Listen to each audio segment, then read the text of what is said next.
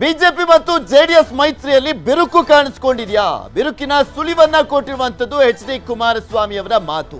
ಹಾಗಾದ್ರೆ ಏನ್ ಮಾತಾಡಿದ್ರು ಕುಮಾರಸ್ವಾಮಿ ಅವರು? ಯಾವ ಕಾರಣಕ್ಕೋಸ್ಕರ ಬಿರುಕು ಕಾಣಿಸಿಕೊಂಡಿದೆ? ಏನಾಗ್ತಾ ಇದೆ ಬಿಜೆಪಿ ಮತ್ತು ಜೆಡಿಎಸ್ ಮಧ್ಯೆ ಇರುವಂತ ಮೈತ್ರಿಯಲ್ಲಿ? ರಾಜ್ಯ ಬಿಜೆಪಿ ಮೇಲೆ ಕುಮಾರಸ್ವಾಮಿ ಅವರು ಕೆಂಡಾಮಂಡಲರಾಗಿದ್ದಾರೆ, ವಾಗ್ದಾಳಿಯನ್ನ ಮಾಡಿದ್ದಾರೆ. ಬಿಜೆಪಿ ನಡೆಯಿಂದ ಮನಸ್ಸಿಗೆ ನೋವಾಗಿದೆ ಅಂತ ಹೇಳಿದ್ದಾರೆ ಕುಮಾರಸ್ವಾಮಿ. ಬಿಜೆಪಿ ನಡೆಯಿಂದ ಮನಸ್ಸಿಗೆ ನೋವಾಗಿದೆ, ಸಹಿಸಿಕೊಳ್ಳೋದಕ್ಕೂ ಇತಿಮಿತಿ ಇರುತ್ತೆ ಅಂತ ಆಕ್ರೋಶ ವ್ಯಕ್ತಪಡಿಸಿದ್ದಾರೆ. ಪಾದಯಾತ್ರೆ ಬರೀ ನೆಪ, ನಾವು ನೈತಿಕ ಬೆಂಬಲನೂ ಕೂಡ ಕೊಡೋದಿಲ್ಲ, ಅವ್ರ ಜೊತೆ ಭಾಗಿಯಾಗೋದಿಲ್ಲ, ನಾವು ಸುಮ್ಮನೆ ನೆಪ ಮಾತ್ರಕ್ಕೆ ನಮ್ಗೆ ಹೇಳಿದ್ದಾರೆ ಪಾದಯಾತ್ರೆಯನ್ನ. ಮೈತ್ರಿ ಪಕ್ಷಗಳಲ್ಲಿ ದೊಡ್ಡ ಬಿರುಕು ಕಾಣಿಸ್ಕೊಂಡಿದೆ. ಪಾದಯಾತ್ರೆಯ ನೆಪ ಇಟ್ಕೊಂಡು ಕುಮಾರಸ್ವಾಮಿ ಜೊತೆ ಚರ್ಚಿಸದನ್ನೇ ಪಾದಯಾತ್ರೆಯ ಪ್ಲಾನ್ ಅನ್ನ ಮಾಡ್ಲಾಯ್ತಾ? ಇವರ ಅಸಮಾಧಾನಕ್ಕೆ ಬರೀ ಪಾದಯಾತ್ರೆ ಒಂದೇ ಕಾರಣ ಆಯ್ತಾ? ಜೆಡಿಎಸ್ ಭದ್ರಕೋಟೆಯನ್ನ ಭೇದಿಸಲಿಕ್ಕೆ ಮುಂದಾಗಿದೆಯಾ ಬಿಜೆಪಿ? ಆ ಕಾರಣಕ್ಕೋಸ್ಕರ ಉರಿದು ಬೀಳ್ತಾ ಇದ್ದಾರಾ ಕುಮಾರಸ್ವಾಮಿ ಅವರು? ದೋಸ್ತಿ ಪಕ್ಷ ಎನ್ನುತ್ತಲೇ ಜೆಡಿಎಸ್ಗೆ ಕೆಡ್ಡ ತೋಡ್ತಾ ಇದೆಯಾ ಬಿಜೆಪಿ ಅನ್ನುವಂಥ ಪ್ರಶ್ನೆಗಳು. ಕುಮಾರಸ್ವಾಮಿ ಅವರ ಆಕ್ರೋಶಕ್ಕೆ ಏನ್ ಕಾರಣ ಅಂತ ನೋಡ್ತಾ ಹೋಗೋದಾದ್ರೆ, ಬಿಕಾಸ್ ಇಲ್ಲಿ ಬೆಂಗಳೂರಿಂದ ಮೈಸೂರವರೆಗೂ ಪಾದಯಾತ್ರೆ ಇರುವಂತ ಸಂದರ್ಭದಲ್ಲಿ ಸುಮ್ಮನೆ ಕಾಟಾಚಾರಕ್ಕೋಸ್ಕರ ಜೆಡಿಎಸ್ ನ ಕರೆಯಲಾಯ್ತಾ? ಅವರ ಬೆಂಬಲವನ್ನ ಪಡೆಯಲಾಯ್ತಾ? ಮೈತ್ರಿ ಪಕ್ಷ ಅನ್ನುವಂಥ ಕಾರಣಕ್ಕೋಸ್ಕರ ಸುಮ್ಮನೆ ಕರೆಯಲಾಯ್ತಾ ಅವರನ್ನ? ಸೊ ಈ ಕಾರಣಕ್ಕೋಸ್ಕರ ಕುಮಾರಸ್ವಾಮಿ ಅವರು ಅಸಮಾಧಾನಗೊಂಡಿದ್ದಾರಾ? ಅದರಲ್ಲೂ ಬೆಂಗಳೂರು ಟು ಮೈಸೂರು ಪಾದಯಾತ್ರೆ ಇರುವಂತಹ ಸಂದರ್ಭದಲ್ಲಿ ಅದೆಲ್ಲವೂ ಕೂಡ ಜೆಡಿಎಸ್ ಬೆಲ್ಟ್, ಇವ್ರು ಯಾಕೆ ಎಂಟ್ರಿ ಆಗ್ತಾ ಇದ್ದಾರೆ ಅನ್ನುವಂಥ ಕಾರಣಕ್ಕೆ ಏನಾದರೂ ಅಸಮಾಧಾನಗೊಂಡಿದ್ದಾರೆ ಕುಮಾರಸ್ವಾಮಿ? ಈ ಪ್ರಶ್ನೆ ಎದ್ದಿದೆ. ಇನ್ನು ಬೆಂಗಳೂರಿನಿಂದ ಮೈಸೂರಿನವರೆಗೆ ನಮ್ಮ ಶಕ್ತಿ ಇದೆ, ನಮ್ಮ ಶಕ್ತಿ ಇದ್ದರೂ ಕೂಡ ನಮ್ಮನ್ನೇ ವಿಶ್ವಾಸಕ್ಕೆ ಪಡೆದಿಲ್ಲ. ಕುಮಾರಸ್ವಾಮಿ ಅವರ ಆಕ್ರೋಶಕ್ಕೆ ಕಾರಣ ಆಗಿರೋದಿದು. ಪಾದಯಾತ್ರೆಗೆ ಮುಂದಾಗಿರುವಂಥದ್ದು ಬಿಜೆಪಿ, ಅವರ ವಿರುದ್ಧ ಎಚ್.ಡಿ.ಕೆ ಗರಂ ಆಗಿದ್ದಾರೆ.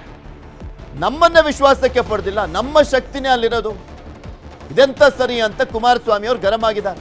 ಚುನಾವಣೆ ಬಂದಾಗ ಹೊಂದಾಣಿಕೆ ಬೇರೆ ಮಾತು, ಈ ರೀತಿಯ ಕಾರ್ಯಕ್ರಮಗಳಿಂದ ಏನು ಸಾಧನೆ ಸಾಧ್ಯ ಅಂತ ಹೇಳಿದ್ದಾರೆ. ಅವತ್ತು ಚೆನ್ನಾಗಿ ಮಾತನಾಡಿ ಹೋಗಿದ್ದು, ನಾವು ಸಿದ್ದರಾಮಯ್ಯನವ್ರನ್ನ ಬಿಡೋದ್ಲ, ಪಾದಯಾತ್ರೆ ಮಾಡ್ತೀವಿ, ಸಮಾವೇಶ ಮಾಡ್ತೀವಿ ಅಂತೆಲ್ಲ ಹೇಳಿದ್ರು. ಈಗ ಕಂಪ್ಲೀಟ್ಲಿ ಉಲ್ಟಾ, ಬಿಜೆಪಿ ನಡೆಯಿಂದ ನನ್ನ ಮನಸ್ಸಿಗೆ ನೋವಾಗಿದೆ ಅಂತ ಹೇಳಿದ್ದಾರೆ.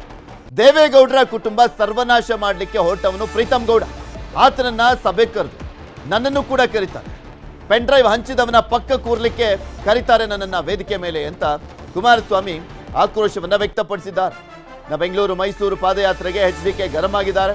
ಪಾದಯಾತ್ರೆ ಸಭೆಗೆ ಪ್ರೀತಮ್ ಗೌಡ ಜೊತೆ ಕೂರ್ಬೇಕಾ, ನಾನು ಪ್ರೀತಮ್ ಗೌಡ ಪಕ್ಕದಲ್ಲಿ ನಾನು ಕೂರ್ಬೇಕಾ ಅಂತ ಗರಂ ಆಗಿದ್ದಾರೆ ಕುಮಾರಸ್ವಾಮಿ. ನನಗೂ ಸಹಿಸಿಕೊಳ್ಳಿಕ್ಕೆ ಇತಿಮಿತಿ ಇದೆ, ನಮ್ಮ ಕುಟುಂಬಕ್ಕೆ ವಿಷ ಹಾಕಿದವನ ಜೊತೆಗಿಟ್ಕೊಂಡಿದ್ದಾರೆ, ರಾಜ್ಯದಲ್ಲಿ ನೆರೆ ಪರಿಸ್ಥಿತಿ ಇದೆ, ಇಂತಹ ಸಂದರ್ಭದಲ್ಲಿ 10 ದಿನ ಪಾದಯಾತ್ರೆಗೆ ಯಾವನ್ ಬರ್ತಾನೆ ಅಂತ ಪ್ರಶ್ನೆ ಮಾಡಿದ್ದಾರೆ ಕುಮಾರಸ್ವಾಮಿ ಅವರು. ಈಗ ಆಲ್ರೆಡಿ ಜೆಡಿಎಸ್ ಕೋರ್ ಕಮಿಟಿ ಸಭೆಯಲ್ಲಿ ನಿನ್ನೆ ನಿರ್ಧಾರ ಮಾಡಲಾಗಿತ್ತು. ಬಟ್ ಯಾವುದೋ ಒಂದು ವಿಚಾರಕ್ಕೆ ಸಂಬಂಧಪಟ್ಟಂತೆ ಇಷ್ಟೊಂದು ಆಕ್ರೋಶನ ಅಥವಾ ಅದರ ಹಿನ್ನೆಲೆ ಬೇರೆ ಇದೆಯಾ ಅನ್ನುವಂಥ ಪ್ರಶ್ನೆ ಇದೆ. ಬೆಂಗಳೂರಿನಿಂದ ಮೈಸೂರಿನವರೆಗೆ ನಮ್ಮ ಶಕ್ತಿ ಇರತಕ್ಕಂಥದ್ದು ಅಷ್ಟೆಲ್ಲ ಇದ್ದು ವಿಶ್ವಾಸಕ್ಕೆ ತೆಗೆದುಕೊಳ್ಳದೆ ಹೋದ ಮೇಲೆ ಸರಿಯಾದ ರೀತಿಯಲ್ಲಿ ನಾವ್ಯಾತಿಗೆ ಬೆಂಬಲ ಕೊಡಬೇಕು? ರಾಜಕಾರಣ ಮಾಡೋದು ಬೇರೆ, ಚುನಾವಣೆಗಳು ಬಂದಾಗ ಬೇರೆ ಒಟ್ಟಿಗೆ ಇರತಕ್ಕಂಥದ್ದು. ಆದರೆ ಇವತ್ತಿನ ಈ ರೀತಿಯ ಕಾರ್ಯಕ್ರಮದಿಂದ ಸಾಧನೆ ಏನು ಮಾಡ್ತೀವಿ? ಏನು ಸಾಧನೆ ಮಾಡಲಿಕ್ಕೆ ಸಾಧ್ಯ? ಇದು ನನ್ನ ಮನಸ್ಸಿಗೂ ನೋವಾಗಿದೆ. ಯಾವ ರೀತಿ ನಡ್ಕೊಂಡಿದ್ದಾರೆ ಇವರು. ಈ ಪಾದಯಾತ್ರೆಯನ್ನ ಕಾರ್ಯಕ್ರಮದ ಮುಖ್ಯಸ್ಥರುಗಳನ್ನು ಯಾರು ಮಾಡ್ಕೊಂಡಿದ್ದಾರೆ? Who is that Preetham Gowda? ದೇವೇಗೌಡರ ಕುಟುಂಬವನ್ನ ಸರ್ವನಾಶ ಮಾಡ್ಲಿಕ್ಕೆ ಹೋದಂಥವನ್ನ ಸಭೆ ಕರೆದು ಕೂರಿಸ್ಕೋತಾರೆ, ನನ್ನ ಸಭೆ ಕರೀತಾರೆ. ನನಗೂ ಸಹಿಸ್ಕೊಳ್ಳಿಕ್ಕೆ ಒಂದು ಹಿತಿಮಿತಿ ಇದೆ. ಯಾರ ಕಾರಣ ಆ ಪೆನ್ ಡ್ರೈವ್ಗಳನ್ನ ಬೀದಿ ಹಂಚಲಿಕ್ಕೆ? ಇಂಥವ್ರನ್ನ ನನ್ನನ್ನ ಸಭೆ ಕರೀತಾರೆ, ಅವನ ಪಕ್ಕದಲ್ಲಿ ಕೂರಿಸ್ಕೊಂಡು ಮೀಟಿಂಗ್ ಮಾಡ್ಲಿಕ್ಕೆ ಕರೀತಾರೆ ನನ್ನನ್ನ. ನಮ್ಮ ಕುಟುಂಬಕ್ಕೆ ವಿಷ ಆಗ್ತಕ್ಕಂಥವ್ರನ್ನ ಜೊತೆಲಿ ಕೂರಿಸ್ಕೊಂಡು ಇವತ್ತು ಇದಕ್ಕೆ ನಮ್ಮ ಬೆಂಬಲ ಕೇಳ್ತಾರ? ಗೊತ್ತಿಲ್ಲ ಅವರಿಗೆ ಅಲ್ಲಿ ಏನೇ ಆಗಿದೆ ಅಂತ. ಇದೆಲ್ಲದ್ರ ಬಗ್ಗೆನೂ ಕೂಡ ಮತ್ತಷ್ಟು ಮಾಹಿತಿಯನ್ನ ಕೊಡ್ತಾ ಹೋಗ್ತಾರೆ ನಮ್ಮ ಪ್ರತಿನಿಧಿ ಬಾಕ ತಿಮ್ಮೇಗೌಡ ನಮ್ಮ ಜೊತೆ ನೇರ ಸಂಪರ್ಕದಲ್ಲಿ ಜಾಯಿನ್ ಆಗ್ತಾ ಇದ್ದಾರೆ. ತಿಮ್ಮೇಗೌಡ್ರೆ, ಕುಮಾರಸ್ವಾಮಿ ಅವರು ಆಕ್ರೋಶ ವ್ಯಕ್ತಪಡಿಸ್ತಾ ಇದ್ದಾರೆ ಬಿಜೆಪಿಯ ವಿರುದ್ಧ. ಇದಕ್ಕೆ ಬರೀ ಪಾದಯಾತ್ರೆ ಮಾತ್ರ ಕಾರಣನ, ಪ್ರೀತಮ್ ಗೌಡ ಮಾತ್ರ ಕಾರಣನ, ಅಥವಾ ಇದರ ಹಿನ್ನೆಲೆನೂ ಬೇರೆ ಏನಾದರೂ ಇದೆಯಾ? ಇವರ ಕೋಟೆಯನ್ನ ಕಬ್ಜಾ ಮಾಡ್ಕೊಳ್ಳಿಕ್ ಬಿಜೆಪಿ ಮುಂದಾಗ್ತಾ ಇದೆ ಅನ್ನುವಂತ ಪ್ರಮುಖ ಕಾರಣ ಇದೆಯಾ ಇದರಲ್ಲಿ ಅಂತ? ಖಂಡಿತವಾಗಿಯೂ ಪೃಥ್ವಿರಾಜ್, ಯಾಕಂತ ಹೇಳಿದ್ರೆ ಬಿಜೆಪಿ ಜೆಡಿಎಸ್ ನ ಮೈತ್ರಿಯ ಆರಂಭದಲ್ಲಿ ಅಪಸ್ವರ ಕೇಳಿಬಂದಿರ್ತಕ್ಕಂಥದ್ದು. ಇದಕ್ಕೆ ನಾಂದಿ ಆಡಿರ್ತಕ್ಕಂಥದ್ದು ಏನು ಮೂಢ ಹಗರಣ ಸಂಬಂಧ ಬಿಜೆಪಿ ನಾಯಕರು ಮೈಸೂರು ಪಾದಯಾತ್ರೆಯನ್ನು ಹಮ್ಮಿಕೊಂಡಿರ್ತಕ್ಕಂಥ ಒಂದು ವಿಚಾರ ಇದೀಗ ಮೈತ್ರಿ ಪಕ್ಷಗಳಾದಂಥ ಬಿಜೆಪಿ ಮತ್ತೆ ಜೆಡಿಎಸ್ ನಲ್ಲಿ ಒಂದು ರೀತಿ ಅಸಮಾಧಾನಕ್ಕೆ ಕಾರಣವಾಗಿರ್ತಕ್ಕಂಥದ್ದು. ಯಾಕಂತ ಹೇಳಿದ್ರೆ ಈ ಹಿಂದೆ ಅಂದ್ರೆ ಬಿಜೆಪಿ ನಾಯಕರು ಮೈಸೂರು ಪಾದಯಾತ್ರೆಯನ್ನ ಮಾಡ್ತೀವಿ ಎನ್ನುವಂತ ನಿಟ್ಟಲ್ಲಿ ತೀರ್ಮಾನವನ್ನು ಮಾಡಿದ್ರು. ಆ ಬಳಿಕ ನಮಗೆ ಒಂದು ಸೂಚನೆ ಕೊಟ್ಟರು, ಅಂದ್ರೆ ಮನವಿಯನ್ನ ಮಾಡಿಕೊಂಡ್ರು, ಮಾಹಿತಿಯನ್ನ ಕೊಟ್ಟಿದ್ದಾರೆ ಅಷ್ಟೇ. ಆದ್ರೆ ಎಲ್ಲವೂ ತೀರ್ಮಾನ ಆಗಿರ್ತಕ್ಕಂಥದ್ದು ಬಿಜೆಪಿ ನಾಯಕರು. ಆದ್ರೆ ನಾವು ಸಹಕಾರವನ್ನ ಕೊಟ್ಟಿದ್ವು. ಈ ಹಂತದಲ್ಲಿ ಎಲ್ಲ ಒಂದ್ ಕಡೆಯಾಗಿ ಈಗ ಭತ್ತದ ನಾಟಿ ಸಮಯ, ಅಂದ್ರೆ ಮೈಸೂರು ಮಂಡ್ಯ ಭಾಗದಲ್ಲಿ ಅತಿ ಹೆಚ್ಚು ಮಳೆ ಆಗ್ತಾ ಇರ್ತಕ್ಕಂಥ ಹಿನ್ನೆಲೆಯಲ್ಲಿ ಸಹಜವಾಗಿ ಅಲ್ಲಿ ಪ್ರಮುಖ ಬೆಳೆಯಾದಂತ ಭತ್ತವನ್ನ ಬೆಳೀತಾ ಇರ್ತಕ್ಕಂಥ ರೈತರು ಇವತ್ತು ಅಂದ್ರೆ ಕಳೆದ 10 ದಿನಗಳಿಂದಲೂ ಕೂಡ ಭತ್ತವನ್ನ ನಾಟಿ ಮಾಡ್ಕೊಂತ ಇದ್ದಾರೆ. ಇನ್ನು 10 ದಿವಸ ಬಿಟ್ಟು ಮೈತ್ರಿ ಅಂದ್ರೆ ಪಾದಯಾತ್ರೆಯನ್ನ ಮಾಡೋಣ ಅನ್ನುವಂತ ನಿಟ್ಟಲ್ಲಿ ಮನವಿಯನ್ನ ಮಾಡಿದ್ವು. ಆದ್ರೆ ಬಿಜೆಪಿ ನಾಯಕರು ಎಲ್ಲ ಒಂದ್ ಕಡೆಗೆ ಪಾದಯಾತ್ರೆಯನ್ನ ಮಾಡಿಯೇ ತೀರ್ತೀವಿ ಅನ್ನುವಂತ ನಿಟ್ಟಲ್ಲಿ ಮುಂದಾಗಿದ್ದಾರೆ. ಇದರಿಂದ ಆಕ್ರೋಶಗೊಂಡಿರ್ತಕ್ಕಂಥ ಎಚ್.ಡಿ. ಕುಮಾರಸ್ವಾಮಿ ತೀವ್ರ ಆಕ್ರೋಶವನ್ನು ಕೂಡ ಹೊರಹಾಕಿರ್ತಕ್ಕಂಥದ್ದು. ಯಾಕಂತ ಹೇಳಿದ್ರೆ ಏನು ಹಳೆ ಮೈಸೂರು ಭಾಗದಲ್ಲಿ ಇರ್ತಕ್ಕಂಥದ್ದು ಜೆಡಿಎಸ್ ಪ್ರಭಾವ ಇರ್ತಕ್ಕಂಥದ್ದು. ಜೆಡಿಎಸ್ ಪ್ರಭಾವ ಇರತಕ್ಕಂಥ ಜಿಲ್ಲೆಯಲ್ಲಿ ಮೈಸೂರು ಅಂದ್ರೆ ಬಿಜೆಪಿ ನಾಯಕರು ಪಾದಯಾತ್ರೆಯನ್ನ ಮಾಡ್ತಾ ಇರ್ತಕ್ಕಂಥದ್ದು ಕೆಲವೊಂದ್ ಕಡೆಗೆ ಪಾದಯಾತ್ರೆಗೆ ಹಿನ್ನಡೆ ಆಗ್ಬಹುದು, ಮತ್ತೊಂದ್ ಕಡೆಗೆ ಪಾದಯಾತ್ರೆಯಿಂದ ಆಗುವಂತ ಒಂದು ಲಾಭವಾದ್ರೂ ಏನು, ಕಾನೂನು ಹೋರಾಟವೂ ಕೂಡ ಮುಖ್ಯ ಅಲ್ವಾ. ಎಸ್ಪೆಷಲಿ ದೇವೇಗೌಡರ ಕುಟುಂಬವನ್ನ ತೆಗೆಯೋದಕ್ಕೆ ಮುಂದಾದಂತ ಪ್ರೀತಮ್ ಗೌಡ್ರನ್ನ ವೇದಿಕೆ ಮೇಲೆ ಕೂರಿಸ್ತಾರೆ, ನಾವು ಹೇಗೆ ಸಹಿಸಿಕೊಳ್ಬೇಕು ಅನ್ನುವಂತ ನಿಟ್ಟಲ್ಲಿ ಇವತ್ತು ಎಚ್.ಡಿ. ಕುಮಾರಸ್ವಾಮಿ ಅವರು ತೀವ್ರ ಆಕ್ರೋಶವನ್ನು ಕೂಡ ಹೊರಹಾಕಿರ್ತಕ್ಕಂಥದ್ದು.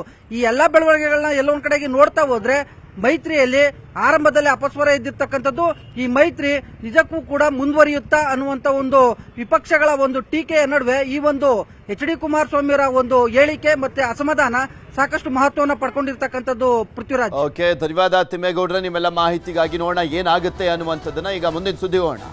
ಕೇರಳದ ವಯನಾಡಿನಲ್ಲಿ ಏರ್ತಾ ಇರುವಂತದ್ದು ಸಾವಿನ ಸಂಖ್ಯೆ. ಈವರೆಗೂ 168 ಮೃತದೇಹಗಳು ಪತ್ತೆಯಾಗಿದ್ದಾವೆ. ನದಿ ಬೆಟ್ಟದಡಿ ಸರಣಿ ಶವಗಳು ಪತ್ತೆ ಆಗ್ತಾನೆ ಹೋಗ್ತಾ ಇರುವಂತದ್ದು. ಕಾರ್ಯಾಚರಣೆ ಮುಂದುವರೆದಂತೆ ಸಾಕಷ್ಟು ಮೃತದೇಹಗಳು ಸಿಗ್ತಾ ಇರುವಂತದ್ದು.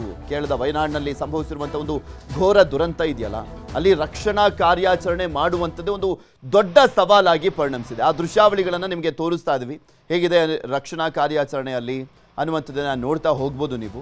ಅಲ್ಲಿ ಮಳೆಯ ನಡುವೆ ರಕ್ಷಣೆಯನ್ನ ಮಾಡಲಾಗ್ತಾ ಇದೆ. ಸೇನೆ, NDRF, SDRF, ಬೇರೆ ಬೇರೆ ರಾಜ್ಯದಿಂದಲೂ ಕೂಡ ಎಕ್ಸ್ಪರ್ಟ್ಗಳು ಹೋಗಿದ್ದಾರೆ. ಹಾಗೆ NDRF ತಂಡಗಳು, MEG ತಂಡಗಳು ನಮ್ಮ ರಾಜ್ಯದಿಂದಲೂ ಕೂಡ ಹೋಗಿರುವಂಥದ್ದು. ನಮ್ಮ ರಾಜ್ಯದಿಂದಲೂ ಒಂದು 3-4 ಟ್ರೂಪ್ಗಳನ್ನು ಕಳಿಸಲಾಗಿದೆ ಅಲ್ಲಿ ರಕ್ಷಣಾ ಕಾರ್ಯಾಚರಣೆಯ ವಿಚಾರಕ್ಕೆ ಸಂಬಂಧಪಟ್ಟಂತೆ. ನಾವು ವಯನಾಡಿನಲ್ಲಂತೂ ಕ್ಷಣ ಕ್ಷಣಕ್ಕೂ ಕೂಡ ಸಾವಿನ ಸಂಖ್ಯೆ ಏರಿಕೆ ಆಗ್ತಾ ಹೋಗ್ತಾ ಇದೆ. ಬಿಕಾಸ್ ಕಾರ್ಯಾಚರಣೆ ತುಂಬ ಡೆಪ್ತಿಗೆ ಹೋದಂಗೆ ಅಲ್ಲಿ ಮೃತದೇಹಗಳು ಸಿಗ್ತಾ ಇದ್ದಾವೆ. ರಕ್ಷಣೆ ಮಾಡೋದಕ್ಕಿಂತ ಜಾಸ್ತಿ ಮೃತದೇಹಗಳು ಸಿಗ್ತಾ ಇರುವಂಥದ್ದು. ಬಿಕಾಸ್ ಇಲ್ಲಿ ಮೃತದೇಹಗಳು ಅಂದರೆ ಎಷ್ಟು ಜನ ಸಾವನ್ನಪ್ಪಿದ್ದಾರೆ ಅನ್ನುವಂಥದ್ರ ಬಗ್ಗೆ ಒಂದು ಕ್ಲಾರಿಟಿ ಅಂತೂ ಸಿಗ್ಲಿಕ್ಕೆ ಚಾನ್ಸೇ ಇಲ್ಲ. ಎಷ್ಟು ಜನ ಯಾವ್ದಾವ್ ಡ್ಯಾಮಿಗೆ ಕೊಚ್ಕೊಂಡು ಹೋಗ್ತಾರೋ, ಎಲ್ಲೆಲ್ಲಿ ಸಿಕ್ಕಾಕೊಳ್ತಾರೋ, ಯಾವ್ಯಾವ ಕಾಡಿನ ಮಧ್ಯೆ ಹೋಗುತ್ತೋ ಗೊತ್ತಿಲ್ಲ ಅವರ ಮೃತದೇಹಗಳು. ಆದರೆ ಇಲ್ಲಿ ಅಂಕಿ ಅಂಶಗಳು ಅಂತ ನಾವು ನೋಡೋದಾದ್ರೆ ಆ ಒಂದು ಊರಿನ ಕುಟುಂಬಗಳ ಲೆಕ್ಕವನ್ನೇ ಪಡೆದುಕೊಳ್ಬೇಕಾಗುತ್ತೆ. 4 ಗ್ರಾಮಗಳ ಸುಮಾರು 400ಕ್ಕೂ ಹೆಚ್ಚು ಮಂದಿ ಕಣ್ಮರೆ ಆಗಿರೋದು. ನದಿಗಳಡಿ, ಕೆಸರಿನಡಿ ಹೂತು ಹೋಗಿರುವಂಥದ್ದು ಶವಗಳು. ಊರುಗಳು ಇದ್ವು ಅನ್ನುವಂಥ ಕುರುಹು ಕೂಡ ಸಿಗದ ರೀತಿಯಲ್ಲಿ ಅಲ್ಲಿ ದೊಡ್ಡ ಮಟ್ಟದಲ್ಲಿ ಡ್ಯಾಮೇಜ್ ಆಗಿದೆ ಗುಡ್ಡ ಕುಸಿತದ ಹಿನ್ನೆಲೆಯಲ್ಲಿ. ಅದರಲ್ಲೂ ಸ್ಪೆಷಲಿ ಮುಂಡಕೈ ಮತ್ತು ಚೂರಲ್ಮಾಲ ಈ 2 ಭಾಗದಲ್ಲಂತೂ ದೊಡ್ಡ ಮಟ್ಟದಲ್ಲಿ ಹಾನಿಯಾಗಿದೆ. ಇನ್ನು ತಲಪಟೈ, ಅಟ್ಟಮಲ್ದಲ್ಲೂ ಕೂಡ ಸಾಕಷ್ಟು ಹಾನಿಯಾಗಿರುವಂಥದ್ದು. ಕೊಚ್ಚಿ ಹೋದಂಥ ರಸ್ತೆ, ಸೇತುವೆಗಳು, ಕುಸಿದ ಬೆಟ್ಟಗಳು, ನಿರಂತರ ಮಳೆಯಿಂದ ಸೇನಾ ಕಾರ್ಯಾಚರಣೆಗೂ ಕೂಡ ಅಡ್ಡಿ ಆಗ್ತಾ ಇದೆ. ಅಲ್ಲಿ ಸಂಪರ್ಕನೇ ಇಲ್ಲ. ಈಗ ಯಾವುದೇ ರೀತಿಯಾದಂಥ ಸಂಪರ್ಕ ಇಲ್ಲದಿರುವಂಥ ಸಂದರ್ಭದಲ್ಲಿ ಕಾರ್ಯಾಚರಣೆ ಮಾಡೋದಿದೆಯಲ್ಲ, ಅದು ಸಾಹಸ ಮಾಡೋದಂತಲೇ ಅಲ್ಲಿ. ಅದಕ್ಕೆ ಹ್ಯಾಟ್ಸ್ ಆಫ್ ಹೇಳಬೇಕು ಅಲ್ಲಿರುವಂಥ ಕಾರ್ಯಾಚರಣೆಯಲ್ಲಿ ಭಾಗಿಯಾಗಿರುವಂಥ ಎಲ್ಲ ರಕ್ಷಣಾ ಪಡೆಗಳಿಗೆ. ನದಿಯಲ್ಲಿ ಶವಗಳು ಸಿಗ್ತಾ ಇದ್ದಾವೆ. ಸಾಮೂಹಿಕವಾಗಿ ಅಂತ್ಯ ಸಂಸ್ಕಾರವನ್ನು ಮಾಡಲಾಗ್ತದೆ, ಬೇರೆ ಆಪ್ಷನ್ ಇಲ್ಲ. ಸೊ ಹೀಗಾಗಿ ಸಾಮೂಹಿಕವಾಗಿ ಅಂತ್ಯ ಸಂಸ್ಕಾರವನ್ನು ಮಾಡಲಾಗ್ತಾ ಇರುವಂಥದ್ದು. ಅಲ್ಲಿ ನಿಮಗೆ ತೋರಿಸ್ತಾ ಇದೀವಿ ನೋಡಿ, ಆರೆಂಜ್ ಕಲರ್ ಹಾಕಿರುವಂಥವರೆಲ್ಲ NDRF ಪಡೆಯವರು, ಅವರು ಕೂಡ ಕಾರ್ಯಾಚರಣೆಯಲ್ಲಿ ಭಾಗಿಯಾಗ್ತಾ ಇದ್ದಾರೆ. ಜಿಪ್ಲೈನ್ ಮುಖಾಂತರ ಮೃತದೇಹಗಳನ್ನು ತೆಗೆದುಕೊಂಡು ದಡಕ್ಕೆ ಸೇರಿಸಲಾಗ್ತಾ ಇದೆ. ಈ ರೀತಿಯಾಗಿ ನಾನಾ ಕಸರತ್ತನ್ನು ಮಾಡ್ತಾ ಇದ್ದಾರೆ ಅಲ್ಲಿರುವಂತಹ ರಕ್ಷಣಾ ಪಡೆಯವರು. ಅಲ್ಲಿ ಒಂದ್ ಕಡೆಯಿಂದ ಮತ್ತೊಂದು ಕಡೆ ಹೋಗಬೇಕು ಅಂದ್ರೆ ಹಗ್ಗದ ಸಹಾಯದ ಮುಖಾಂತರ ಹೋಗಬೇಕಾಗಿದೆ.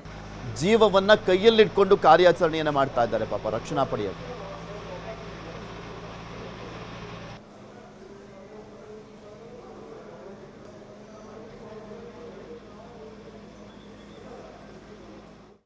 ಕನ್ನಡಿಗರ ಮೆಚ್ಚಿನ ನಿಮ್ಮ ನ್ಯೂಸ್ 18 ಕನ್ನಡ ಈಗ ವಾಟ್ಸ್ಆಪ್ನಲ್ಲಿಯೂ ಲಭ್ಯ. ಕರ್ನಾಟಕ ಮತ್ತು ದೇಶ ವಿದೇಶದ 360 ಡಿಗ್ರಿ ಸುದ್ದಿ ವಿವರವನ್ನ ನೀವು ನಿಮ್ಮ ಕೈ ಬೆರಳುಗಳಲ್ಲಿಯೇ ಪಡೆಯೋದಿಕ್ಕೆ ಈ QR ಕೋಡ್ ಅನ್ನು ಸ್ಕ್ಯಾನ್ ಮಾಡಿ. ನಮ್ಮ ಚಾನೆಲ್ ಅನ್ನು ಫಾಲೋ ಮಾಡಿ, ನೋಟಿಫಿಕೇಶನ್ ಆನ್ ಮಾಡಿ.